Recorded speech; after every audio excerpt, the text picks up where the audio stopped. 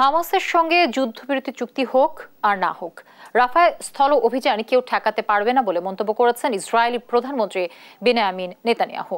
রাফায় স্থল অভিযান হলে ভয়াবহ মানবিক বিপর্যয় দেখা দেবে বলে আবারও সতর্ক করেছেন জাতিসংঘ মহাসচিব অ্যান্তনিও গুতেরেস।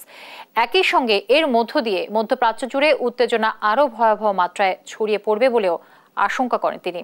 এদিকে স্থল অভিযানের আশঙ্কার মধ্যেই রাফায় রাতভর বিমান হামলায় 2 শিশু নিহত হওয়ার খবর পাওয়া গেছে।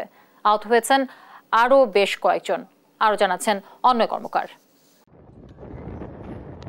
রাফায় স্থল অভিযানের আশঙ্কার মধ্যেই মঙ্গলবার সেখানকার শরণার্থী শিবির ও এর আশপাশের এলাকায় দফায় দফায় বিমান হামলা চালায় ইসরায়েলি বাহিনী। হামলা চালানো হয় বিভিন্ন আবাসিক এলাকা লক্ষ্য করেও। এতে বহু আবাসিক ভবন ও ঘরবাড়ি ক্ষতিগ্রস্ত হওয়ার পাশাপাশি 2 শিশু নিহত হওয়ার খবর জানিয়েছে স্থানীয় গণমাধ্যম। এছাড়াও আহত হয়েছেন আরও অনেকে। এর মধ্যে ইসরায়েলি প্রধানমন্ত্রী বেনিয়ামিন নেতানিয়াহু বলেছেন, হামাসের সঙ্গে যুদ্ধবিরতি চুক্তি হোক না হোক, রাফায় স্থল অভিযান কেউ ঠেকাতে পারবে না। ইসরায়েলি বাহিনীর কয়েকটি ইউনিট বিভিন্ন গ্রুপে ভাগ হয়ে অভিযানের চূড়ান্ত প্রস্তুতি নিচ্ছে বলেও জানান তিনি।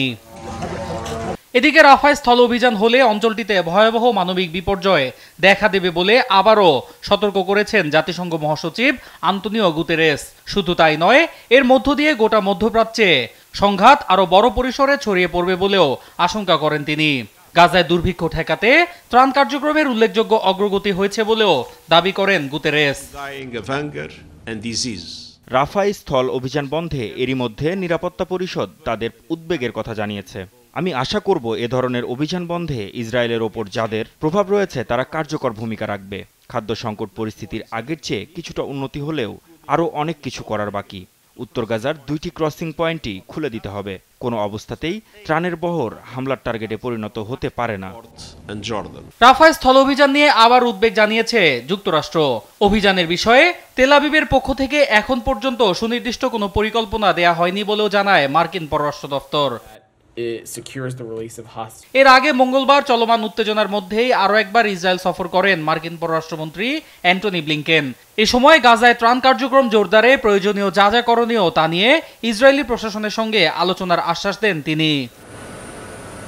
অন্যয় কর্মকার, নিউজ ডেস্ক, দেশ টিভি।